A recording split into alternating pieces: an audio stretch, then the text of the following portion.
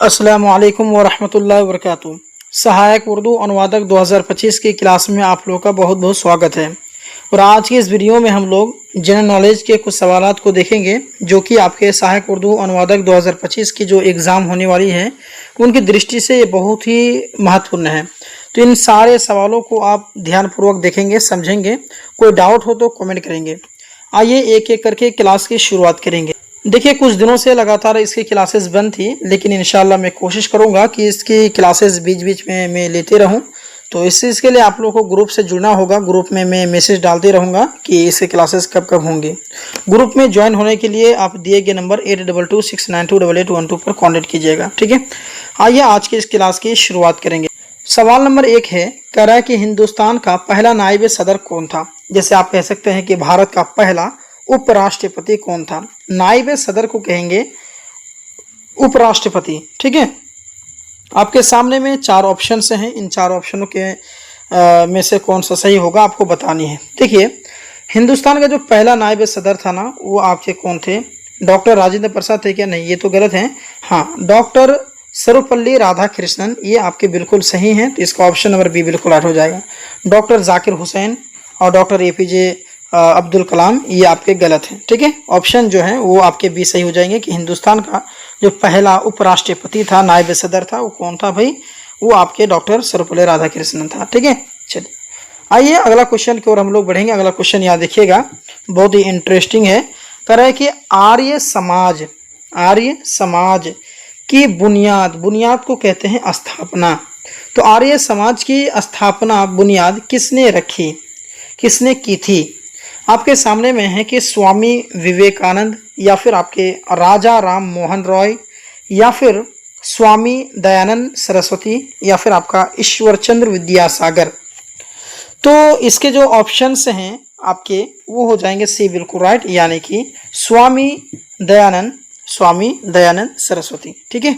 चलिए बाकी आप कमेंट कर सकते हैं, फटाफट कमेंट करते जाइएगा कि ये जो सवाल मैं आपसे कर रहा हूँ तो इनका जवाब क्या होगा। आप मेरे जवाब बताने से पहले भी कमेंट कर सकते हैं। बाकी जब वीडियो ख़त्म हो जाएगी, क्लासेस बंद हो जाएगी, उसके बाद आप कमेंट कीजिएगा कि इन सवालों में से आप कितने सवालों का जवाब पहले से जानते थे, ये ज़रूर आप बता के जाइएगा, ठीक है। अगला देखिए, क्वेश्चन अगला 3 में कह रहा है कि भारत का यानी कि हिंदुस्तान का कौमी पंचांग क्या है? ये पंचांग कौन सा है? तो भारत का राष्ट्रीय पंचांग कौन सा है, सभी कह सकते हैं। आपके सामने ऑप्शन है ग्रेगेरियन कैलेंडर, या फिर आपका है शक संवत, या फिर आपका विक्रम संवत, या फिर आपका हिजरी संवत। तो हिंदुस्तान का जो कौमी पंचांग कौन सा है, यानी कि भारत का जो राष्ट्रीय पंचांग कौन सा है, तो ऑप्शन नंबर बी बिल्कुल राइट हो जाएगा, यानी कि शक संवत, ठीक है।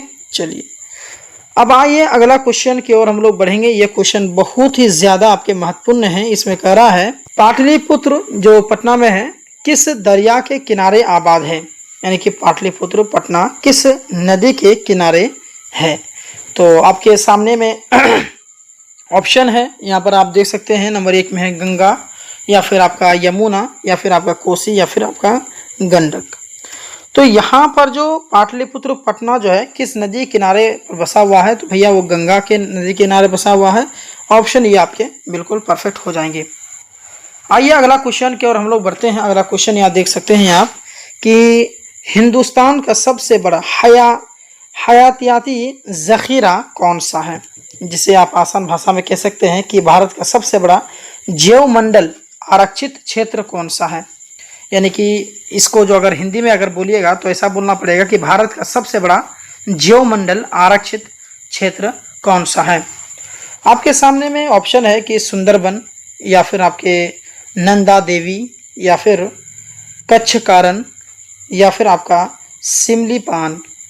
तो सिमलीपाल आपके सही हैं या कौन सा सही है बताइए। आप कमेंट कीजिए कि हिंदुस्तान का जो सबसे बड़ा हयातियाती जखीरा है वो कौन सा है, यानी कि भारत का सबसे बड़ा जैव मंडल आरक्षित क्षेत्र कौन सा है। तो ऑप्शन नंबर आपके सी बिल्कुल राइट हो जाएंगे, यानी कि कच्छ कारण। अब आइए अगला क्वेश्चन है, और बहुत ही इंटरेस्टिंग क्वेश्चन है ये। इसमें कह रहा है कि वंदे मातरम गीत किसने लिखा है? काफी इंपॉर्टेंट सवाल है। चलिए बताइए आप कि वंदे मातरम जो गीत है वो किसने लिखा है? ऑप्शंस देख लीजिए, रविंद्रनाथ टैगोर, या फिर आपका है ऑप्शन बी में कि बंकिम चंद्र चट्टोपाध्याय, है ना, क्या ये बंकिम चंद्र चट्टोपाध्याय, या फिर आपका है कि महादेवी वर्मा, या फिर भारतेंदु हरिश्चंद्र। तो दोस्तों मैं आपको बताना चाहूँगा कि वंदे मातरम जो गीत है ना वो आपका ऑप्शन बी बिल्कुल राइट हो जाएगा, यानी कि बंकिम चंद्र चट्टोपाध्याय, ये आपके बिल्कुल परफेक्ट हैं। आइए अगला क्वेश्चन की ओर हम लोग बढ़ते हैं। इसमें कह रहा है कि हिंदुस्तान, देखिएगा कि हिंदुस्तान की पहली है ना मर्दमशुमार कब हुई, यानी कि जनगणना कह सकते हैं आप कि भारत का पहला जो जनगणना है वो कब हुआ था? 1861 में हुआ था, या फिर 1872 में हुआ था, या फिर 1881 हुआ था, या फिर आपका ऑप्शन नंबर 1901 में हुआ था। तो दोस्तों मैं आपको बताना चाहूँगा कि हिंदुस्तान का जो पहला जनगणना है वो आपको 1872 में हुआ था। इस डेट को आप ज़रूर याद रखिएगा। आइए अगला क्वेश्चन, और बहुत ही इंटरेस्टिंग क्वेश्चन है, इसका जवाब आप ज़रूर कमेंट करने की कोशिश कीजिएगा आप कि बिहार का रियासती परिंदा कौन सा है, जिसे आप आसान भाषा में कह सकते हैं कि बिहार का राज्य पक्षी कौन सा है? बिहार का राज्य पक्षी, भारत का तो जानते हैं आप, और भारत का क्या होता है कमेंट कीजिए आप अगर जानते हैं तो, ठीक है। अच्छा, तो बिहार का रियासती परिंदा कौन सा? रियासती मतलब राज्य पक्षी, है ना। आपके सामने ऑप्शन से है आपका, है ना, कि चिड़िया, या फिर आपका कोयल, या फिर आपका कबूतर, या फिर आपका मैना। तो ये आपके गलत है भाई, यहाँ पर होना चाहिए गोरैया। आप लिख लीजिएगा गोरैया, ठीक है, ये आपके परफेक्ट होंगे। ये छूटा हुआ है, ये गलत है ये ऑप्शन, ठीक है। यहाँ इसकी जगह गोरैया होगा। तो भारत का रियासती परिंदा जो है वो गोरैया है। बस समझ में आ गया। चलिए अब आइए अगला क्वेश्चन की ओर हम लोग बढ़ते हैं। अगला क्वेश्चन देखिएगा कि कह रहा है, यहाँ पर देखिएगा कि भारतीय रिजर्व बैंक, ठीक है, भारतीय रिजर्व बैंक ऑफ इंडिया, मतलब भारतीय रिजर्व बैंक जो आरबीआई की स्थापना कब हुई थी, जिसे यहाँ पर लिखा हुआ है कि RBI reserve bank of India जो है की बुनियाद कब रखी गई, यानी कि इसे हिंदी में कह सकते हैं आपकी भारतीय रिजर्व बैंक आरबीआई की स्थापना कब हुई थी? ऑप्शन देख लीजिए, 1930, 1932, 1935 या फिर 1947। तो दोस्तों मैं आपको बताना चाहूंगा कि भारतीय रिजर्व बैंक जो आरबीआई की स्थापना है वो 1935 में हुई थी। इसका ऑप्शन नंबर आपके सी परफेक्ट हो जाएंगे। आइए क्वेश्चन अगला देख लेते हैं। ये भी बहुत ही ज्यादा इंटरेस्टिंग क्वेश्चन है। कह रहा है कि देखिएगा कि पहला एशियाई खेल, पहला यहाँ से देखिएगा कि पहला एशियाई खेल जिसे एशियन गेम कहते हैं कहाँ आयोजित हुआ था, यानी कहाँ मुनाकिद हुआ था? तो देखिए यार असल बात है कि टाइपिंग मिस्टेक है, पहला एशियन खेल उसका ये होना चाहिए, फिर उसका ये होना चाहिए था, लेकिन टाइपिंग मिस्टेक है, मैनेज कीजिए आप। ऑप्शन देख लीजिए कि बीजिंग है, या फिर आपके नई दिल्ली है, या फिर आपका टोक्यो है, या फिर आपका सियोल है, कौन सा हो जाएगा? यानी कि जो एशिया का जो पहला एशिया जो खेल है एशियन गेम्स कह सकते हैं, कहाँ मुनाकिद हुआ था, कहाँ आयोजित हुआ था? तो नई दिल्ली में हुआ था। इसका ऑप्शन नंबर आपके बी परफेक्ट हो जाएंगे। क्वेश्चन देखिएगा, ये भी बहुत ही इंटरेस्टिंग क्वेश्चन है। कह क्या आलमी यौम माहौलियात कब मनाया जाता है, यानी कि इसको कह सकते हैं कि विश्व पर्यावरण दिवस कह सकते हैं आप, ठीक है। यानी कि आलमी यौम माहौलियात जिसे आप कह सकते हैं विश्व पर्यावरण दिवस कब मनाया जाता है? 22 अप्रैल को, या फिर आपके यहाँ देख सकते हैं कि 5 जून को, या फिर आपके 1 मई को या अक्टूबर को। तो ये जून को मनाया जाता है भैया। इसका ऑप्शन नंबर आपके बी परफेक्ट हो जाएंगे। अगला क्वेश्चन देखिए, और ये काफ़ी एग्जाम की दृष्टिकोण से बहुत ही महत्वपूर्ण है। इसमें कह रहा है कि क्वेश्चन नंबर 12 में देखिएगा कि महात्मा गांधी ने नमक सत्याग्रह कब शुरू किया? नमक सत्याग्रह जो है महात्मा गांधी कब शुरू किया था? 1929, 30, 31, 32। ऑप्शन नंबर आपका बी बिल्कुल राइट, 1930 में। क्वेश्चन देखिए अगला, काफी इंपॉर्टेंट क्वेश्चन है। कह रहे कौन सा विटामिन सनशाइन विटामिन कहलाता है या फिर कहा जाता है, कहलाता है? यानी कौन सा विटामिन ऐसा है जिसे आप सनशाइन विटामिन कह सकते हैं? तो विटामिन ए हो गया या फिर डी, सी, के, कौन सा हो जाएगा? तो ऑप्शन नंबर आपका बी बिल्कुल राइट हो जाएगा, यानी कि विटामिन डी। ठीक है, अगला क्वेश्चन है और काफ़ी इंपॉर्टेंट है, काफ़ी महत्वपूर्ण है। देख सकते हैं आप, कह रहा है कि जय जवान जय किसान का नारा किसने दिया था? जय जवान जय किसान का नारा किसने दिया था? तो दोस्तों मैं आपको बताना चाहूँगा, इसका नारा जो है लाल बहादुर शास्त्री ने दिया था कि जय जवान जय किसान, ये लाल बहादुर शास्त्री ने कहा था, बाकी सब गलत है। महात्मा गांधी, पंडित नेहरू या फिर इंदिरा गांधी गलत है भैया। ठीक है, क्वेश्चन अगला देखिएगा। अगला क्वेश्चन आप देख सकते हैं कितनी इंपॉर्टेंट है। यहाँ पर कह रहा है सवाल में कि हिंदुस्तान का आइन कब नाफिज हुआ? अच्छा, आइन को क्या कहते हैं भैया, बताइए आप। अगर जानते हैं तो कमेंट कीजिएगा आप कि भारत का जो, हिंदुस्तान का जो आइन है, तो आइन का मतलब क्या होता है बताइए। पढ़ाया हूँ मैं, जब इसके जो उर्दू टू हिंदी या हिंदी टू उर्दू जब मैं ट्रांसलेट करा रहा था, वर्ड्स जब पढ़ाया था मैं शब्दार्थ, तो आपको पढ़ाया हूँ मैं।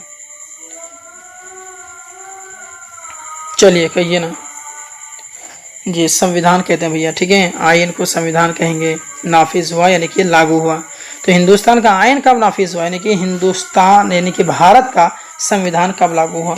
आप जानवे करते हैं ये 26 जनवरी 1950 को। ठीक है, चलिए अगला क्वेश्चन देखिएगा, ये काफ़ी इंपॉर्टेंट है। देख सकते हैं आप कि सवाल में कि चंपारण सत्याग्रह जैसे 1917 है, 1917 किस फसल से जुड़ा हुआ है? चंपारण सत्याग्रह 1917 जो ये होता है, तो वो किस फसल से? धान, नील, गन्ना, कपास। तो नील की खेती से था, समझे? चलिए अब आइए, अगला क्वेश्चन है, बहुत ही इंपॉर्टेंट क्वेश्चन है। कह रहे हैं कि इंडियन नेशनल कांग्रेस की बुनियाद कब रखी गई थी? तो इंडियन नेशनल कांग्रेस की बुनियाद कब रखी गई थी? आप कमेंट कीजिए फटाफट। यानी कि इंडियन नेशनल कांग्रेस की स्थापना, बुनियाद स्थापना कहिएगा, तो 1885 में। ठीक है, इंडियन नेशनल कांग्रेस का बुनियाद जो है आपकी 1885 में रखा गया था। अगला क्वेश्चन है, बहुत ही इंपॉर्टेंट क्वेश्चन है। ये कह रहा है कि गुलामगिरी नामी पुस्तक, किताब को पुस्तक कह सकते हैं, तो गुलामगिरी नामी पुस्तक किसने लिखी? तो ऑप्शन है कि महात्मा फूले ने, या फिर आपका ऑप्शन यही बिल्कुल राइट हो जाएगा, महात्मा फूले ने। ठीक है, कि गुलामगिरी जो है ना, ये जो किताब है, ये आपके महात्मा फूले ने ही लिखा था। ठीक है, चलिए बाकी जो डॉक्टर B.R. अम्बेडकर है, ठीक है, सदैशिव ये ईश्वर चंद्र विद्यासागर है, और उसी वर्ग का स्वामी विवेकानंद हैं, ये आपके गलत हैं ऑप्शन से, बाकी सब ठीक है। चलिए अगला देखिए, देख सकते हैं आप अगला क्वेश्चन यहाँ पर है, साफ साफ लिखा हुआ है कि हिंदुस्तान का सबसे बड़ा रियासत मतलब राज्य है ना, रकबे के लिहाज से, यानी कि रकबे मतलब होता है क्षेत्रफल, क्षेत्र के लिहाज से कौन सा है, यानी कि भारत का सबसे बड़ा राज्य क्षेत्रफल के अनुसार कौन सा है? तो उत्तर प्रदेश है कि राजस्थान है, मध्य प्रदेश है, महाराष्ट्र है। तो अगर हम क्षेत्रफल की दृष्टि से देखना जाएंगे तो राजस्थान हो जाएगा। ठीक है, और ये क्वेश्चन आखिरी है, बहुत ही इंपॉर्टेंट क्वेश्चन भी है, और इस वीडियो का जो है लास्ट क्वेश्चन है, करा है कि शेर शाह सूरी का मकबरा कहाँ वाक़ है? मकबरा कहाँ वाक़ है? दिल्ली में, या फिर आपका जो सासाराम है उसमें, या फिर आगरा में, या फिर लखनऊ में? तो दोस्तों सासाराम में है, शेर शाह सूरी का मकबरा जो है सासाराम में है। तो आज के इस क्लास में, आज के इस वीडियो में मैंने लगभग आपके 20 क्वेश्चंस कंप्लीट किए हैं, जो कि सहायक उर्दू अनुवादक 2025 की तैयारी के लिए काफ़ी इंपॉर्टेंट वीडियो था। आई होप आपको समझ में आया है। मन में कुछ सवाल पूछना चाहते हैं ज़रूर कमेंट कीजिएगा। बाकी आपको डेली क्लासेस करना चाहते हैं, इसका PDF लेना चाहते हैं, ग्रुप में जुड़ना चाहते हैं, तो दिए गए नंबर पर आप ज़रूर कॉन्टेक्ट करेंगे। ठीक है, मिलते हैं एक और क्लास के साथ में, एक और वीडियो में। तब तक के लिए धन्यवाद। अस्सलाम वालेकुम व रहमतुल्लाहि व बरकातुहू।